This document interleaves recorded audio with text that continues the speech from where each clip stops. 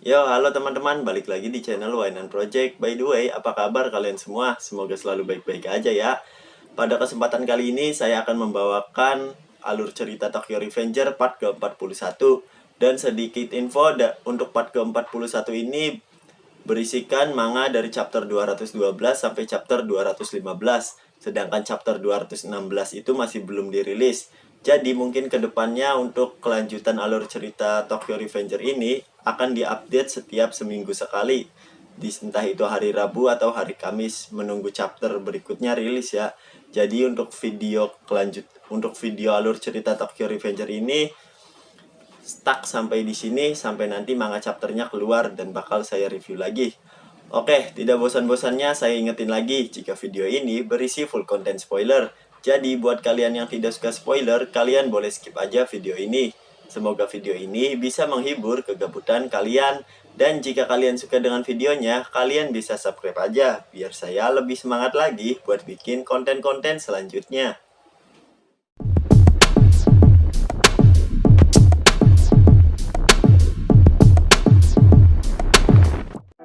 Pada part sebelumnya, Draken dan Takemichi yang sedang jalan-jalan tiba-tiba dikepung oleh geng Rokuhara Tandai. Di sana, Terranosort mengajak Draken untuk join ke Rokuhara Tandai, namun Draken menolaknya karena dirinya sekarang sudah pensiun. Penolakan Draken sontak membuat Terranosort marah dan langsung menghajar Draken beberapa kali. Setelah mengajar Draken, kini Terranosort hendak melakukan hal yang berikutnya pada Takemichi. Namun tanpa diduga, tiba-tiba muncul geng Brahma dengan armada tempur yang sangat banyak. Dan inilah pertemuan antara 2 dari 3 dewa yang ada di Tokyo. Takemichi, Draken, dan Inui yang sudah bukan siapa-siapa kali ini mendapatkan masalah yang besar karena berada di tengah-tengah konflik 2 dewa dari geng Tokyo ini. Di malam yang menegangkan itu, seketika rintihan air hujan mulai membasahi jalanan dan tiang-tiang lampu yang menjadi saksi pertemuan kedua geng dewa tersebut. Di depan armada tempurnya, Terranosort berkata dengan lantang, "Apa yang membuatmu ke tempat ini, Brahma?"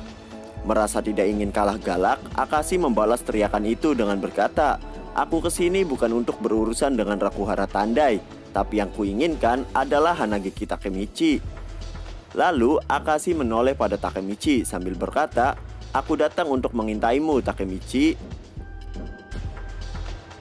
Takemichi yang mendengar itu terkejut kenapa tiba-tiba salah satu geng terkuat di Tokyo menginginkan dirinya.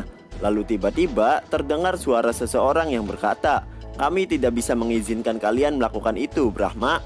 Kami tidak akan menyerahkan Takemichi." Dan ternyata orang itu adalah Kakucho yang saat ini menjadi salah satu top global di Rokuhara Tandai. Sambil menghempaskan asap rokok magnumnya, Akashi berkata, "Oh, jadi jagoan mereka datang ke tempat ini. Jadi kau memilih berada di bawah Terranosort, Kakucho? Apa kau mendapat perubahan hati setelah rajamu mati?" Namun Kakucho hanya menjawab, "Aku tidak ingin mendengar perkataan itu darimu. Apa kau lupa tentang Shinichiro?" Di tengah-tengah pembicaraan mereka berdua, seketika terdengar seseorang yang berkata dari belakang, "Kalian berdua terlihat pasifis, benarkah Akashi?" Dan ternyata dia adalah Ultraman Mochi yang sekarang adalah salah satu top global dari Rokuhara Tandai. Bukan hanya Ultraman Mochi, karena seketika si badut Madarame juga ada di sana dan dengan santainya menyapa Akashi.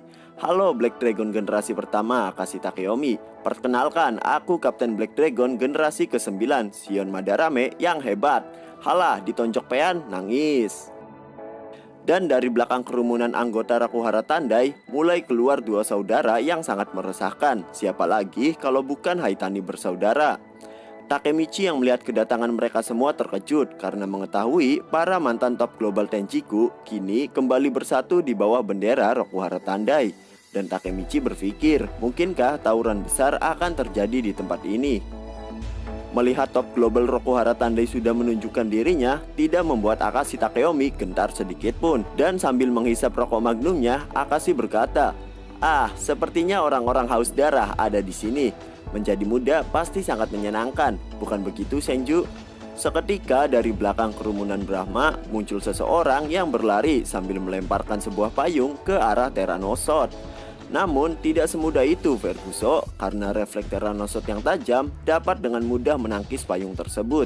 Tapi itu belum berakhir, karena orang itu langsung melompat dan menendang kepala Tyrannosaurus. Kemudian dia freestyle di depan semua orang dan mendarat tepat di depan Takemichi.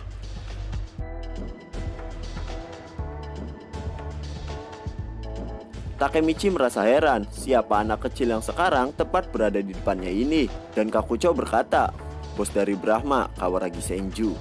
Takemichi yang mengetahui itu terkejut karena top global Brahma yang dikabarkan setara dengan Mikey memiliki perawakan yang kecil dan imut. Dengan wajah yang menyeramkan, Kawaragi Senju menantang untuk berperang. Mendengar perkataan itu, si badut Madarame langsung berteriak, "Apa yang kau lakukan menakuti bos kami dengan berkata seperti itu? Jangan sombong kau cebol." Namun dengan konyolnya, Kawaragi Senju hanya menjawab, "Kau siapa bangsat?" Merasa direndahkan, si badut Madarame berteriak, "Aku Madarame, ketua Black Dragon generasi ke-9. Setelah memperkenalkan dirinya, dari belakang Madarame langsung ditumbuk oleh kakek brewok sambil berkata, "Hentikan omong kosongmu, kau adalah aib bagi Black Dragon." Dan ternyata orang itu juga dulunya adalah anggota Black Dragon generasi pertama. Setelah mengajar si badut, kakek brewok berteriak pada Senju bahwa tujuan Brahma kesini bukan untuk berperang, karena tujuan Brahma adalah mengajak Takemichi untuk join ke Brahma. Tiba-tiba dari belakang Kakucho berlari, kemudian menghajar kakek brewok dengan sangat kuat hingga sang kakek terpental cukup jauh. Kroco Brahma yang melihat itu tidak percaya jika eksekutif mereka terbang hanya dengan satu pukulan. Lalu dengan tegas Kakucho berkata, "Sudah kubilang, jika Takemichi ingin kembali pada dunia berandalan, maka dia adalah milik Rokuhara Tandai." Melihat temannya dihajar dengan cukup mudah, dengan santai Akashi menghisap rokok magnumnya yang mati karena hujan sambil berkata, "Seperti yang diharapkan, Rokuhara Tandai memang kelompok yang tangguh." Dan Terano hanya menjawab, "Ya, aku hanya merekrut yang terkuat di Tenjiku."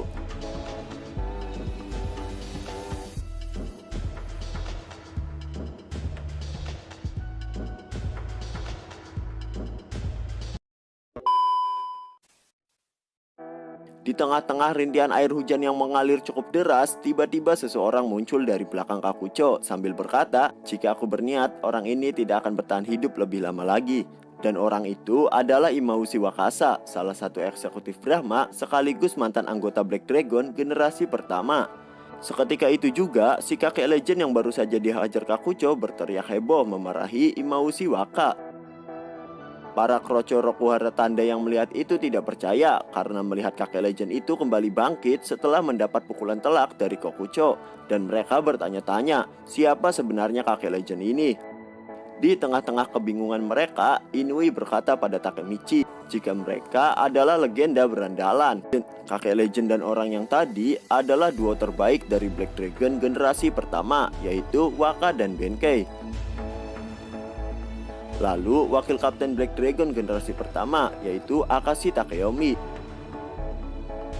Dan mereka bertiga adalah anggota sekaligus pendiri Black Dragon generasi pertama bersama dengan Shinichiro.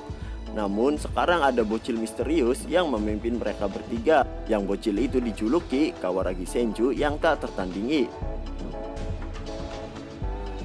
Di sini Tyrannosaurus berkata jika dirinya datang kemari hanya untuk mengajak Draken join ke Rokuhara Tandai. Dan Senju berkata jika dia tidak peduli dengan itu karena Brahma kesini hanya untuk mengajak Takemichi bergabung sebelum geng Kantomaji tiba di sini. Mendengar perkataan mereka berdua, sontak Draken berteriak, "Jangan seenaknya kalian memutuskan suatu hal kepada kami. Kami tidak akan melakukan apapun yang kalian katakan. Bukan begitu Takemichi?" Mendengar Draken yang berkata seperti itu, Takemichi pun mulai berkata, "Ya, aku tidak tertarik dengan Brahma ataupun Rokuhara Tandai. Aku berada di sini hanyalah untuk mengalahkan geng Kantomaji dan Sano Manjiro." Mereka semua yang ada di sana seketika kaget mendengar pernyataan dari bocil mesum itu, dan Draken malah tersenyum setelah mendengar perkataan Takemichi tadi. Tyrannosaurus langsung menghampiri Takemichi sambil berkata, "Apa kau gila, hah? Orang lemah sepertimu coba ikut campur dalam urusan tiga dewa. Biar ku ajari kau caranya bertarung." Namun dengan cepat Draken langsung menghajar Tyrannosaurus. Kemudian Draken berkata, Hei, jika kau ingin mendekati Takemichi, kau harus melewatiku dulu. Mari kita mulai ronde keduanya, Sot. Dengan ekspresi yang sangat senang, mereka berdua pun sudah siap untuk melakukan duel adu gabrut. Namun siapa sangka seketika suara sirine Pol PP mulai terdengar untuk membubarkan mereka yang berkerumun di situasi PPKM ini, yang itu membuat pertarungan Draken dan Tyrannosort harus dihentikan. Sebelum pergi, Tyrannosort bilang pada Draken jika pertarungan ini akan dilanjutkan lain waktu. Setelah itu, Akashi Takeyomi mendekati Draken, kemudian berkata, "Maaf, karena aku hanya berdiam diri saja, Draken." Kemudian Akashi menyuruh anggota Brahma yang lainnya untuk pergi, dan Draken juga mengajak Takemichi dan Inui untuk pergi juga. Dan di sini Kawaragi Senju ternyata baru mengetahui jika orang yang sedari tadi di depannya adalah Hanageki Takemichi.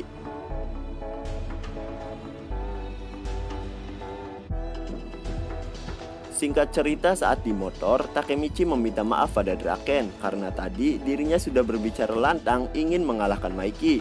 Namun Draken berkata jika dirinya malah senang melihat Takemichi yang masih belum berubah.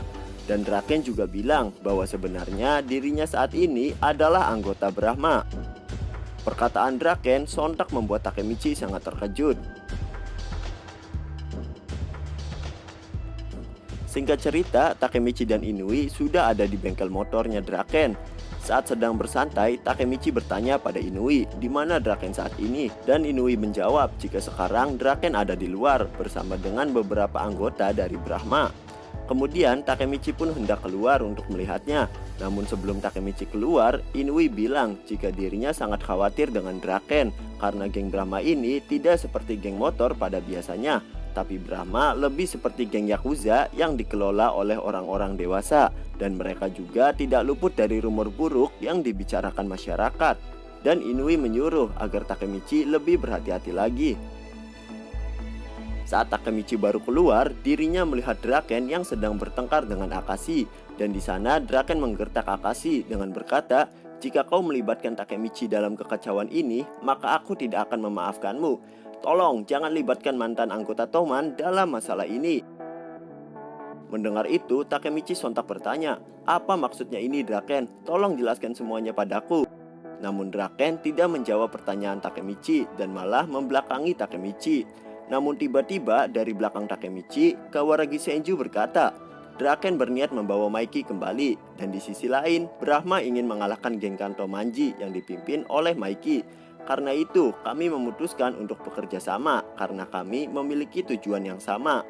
Lalu sambil menghisap rokok magnumnya, Akashi juga mulai berbicara. "Hei Takemichi, aku suka ambisi yang dimiliki geng Toman, yaitu bukan untuk menjadi top global di Jepang, tapi tentang merubah eranya berandalan.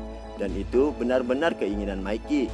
Namun geng Kanto Manji ini tidak seperti Toman, karena mereka tidak mempunyai ambisi.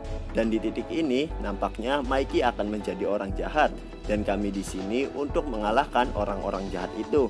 Karena begitulah tujuan Brahma." Setelah itu dilanjut dengan Senju yang berkata lagi pada Takemichi, "Hei Takemichi, setelah kau berteriak ingin mengalahkan Sano Manjiro, itu membuat dua geng terkuat saat ini mengawasimu.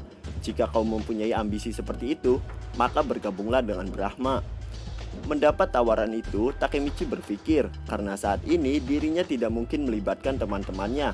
Jadi, mungkinkah ini adalah cara lain agar dirinya bisa mengalahkan Maiki, yaitu dengan bergabung dengan Brahma. Dan ini akan menjadi cara yang paling cepat untuk menggapai tujuannya itu. Namun seketika, Draken langsung berdiri menghalangi Takemichi, dan Draken berkata pada Senju, "Hei, jika kau tetap mencoba melibatkan Takemichi, maka anggap aku sebagai musuh Brahma." Namun perkataan Draken tidak membuat Senju kena mental sedikit pun, dan di sini Senju malah menggertak. "Jadi mau gulet di sini? Skui!" Di suasana tegang seperti itu, tiba-tiba Takemichi berkata pada Draken jika dirinya juga akan bergabung dengan Brahma. Dan Draken yang mendengar itu terkejut sampai tidak bisa berkata apa-apa lagi. Kemudian Akashi mulai berbicara pada Draken bahwa sebagaimanapun Brahma ingin menghentikan Kanto Manji, mereka tidak ingin melawan Maiki. Oleh karena itu, Brahma membutuhkan Draken dan Takemichi karena mereka berdua orang-orang yang sangat Maiki percaya. Dan di sini Brahma ingin menghadapi Maiki tanpa bertarung, karena itu adalah pilihan yang terbaik. Mendengar itu, Draken pun akhirnya setuju jika Takemichi harus bergabung dengan Brahma. Namun Draken mengingatkan jika alasan mereka bekerja sama adalah karena memiliki tujuan yang sama. Kemudian Draken bersalaman dengan Takemichi sambil berkata, "Welcome to Brahma." Dan Takemichi menjawab, "Ya, aku pasti akan menyelamatkan Maiki." Setelah hujan berhenti, Senju memberikan payungnya pada Takemichi. Lalu Senju berkata jika mulai saat ini Takemichi adalah ajudannya.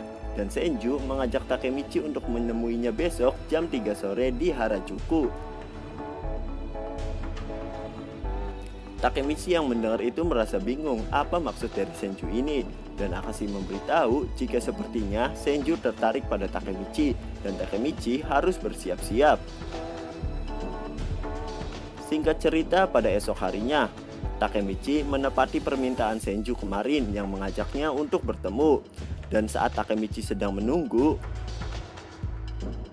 tiba-tiba ada seorang cewek kecil dengan dada yang besar mengajak Takemichi untuk pergi. Dan dari wajahnya, cewek itu terlihat seperti Kawaragi Senju. Dan di sini Takemichi tidak mengenali siapa cewek kecil itu. Oke, sampai di sini dulu pembahasan kita kali ini. Semoga video ini bisa menghibur kegabutan kalian. Dan jangan lupa untuk terus dukung channel ini. Akhir kata, see you next video. Bye-bye.